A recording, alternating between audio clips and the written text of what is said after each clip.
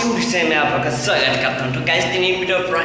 viral video MG नि सायाव आरो सासे आब'आ मा बुंखो तो भिडियोखौ जोबजासिमलाय होमबासो इन्ट्रेस्टिं आरो धमाका भिडियो जागोन आरोना होमबासो बुजि मोनगोन आरोना ओंखायनो जोबजासिमलाय होमबासो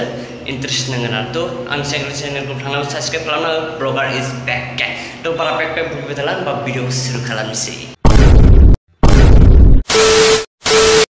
गाइस इको जादों आरोना बेयाव इको तो एसे आवाजखौ एसे बुजियाबो जानो हागौ लोगोफोर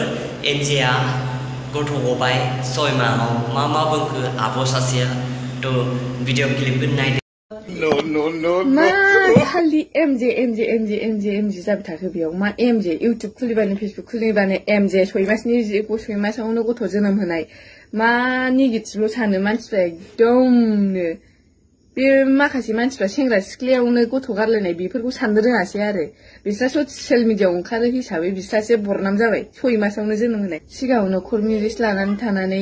जथालाय मोना आरो थारमाने सिगाङावनो कर्ट मेरेज लालायखाबाय बिसोरो ओमफ्राय जथालाय मोनला आलदा थाबनांगौ रिसेपसना उनाव जाहोबाय बेयावनो गथ'आ थमब्लेट फैग्रोबाय मा एफा गाज्रिल' सानो नोंसोरलाय मा नेगेटिभल' सानो नोंसोरलाय एसे मोजांखौबो साननानै नायनांगौब्रा मोजां सानबासो मानसिखौ मोजां नुयो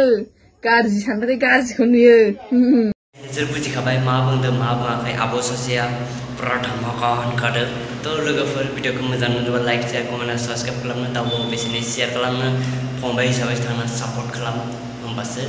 आवगायनो थांगोन नङा होनबा तो बर'जों बर' सापर्ट खालामबा सोर खालामगोन तो आंनि आवाजआ इक' जादों बाहेराव पुरा बक्स दामबाय थादों ना ओंखायनो न' सिङाव खालामदों न' सिङाव पुरा इक' जादों हामामोन ना तो भिडिअ एसेनोमोन जायफोर बिथाङा जोबजासिम नांदों लभ इउ थेंक इउ सो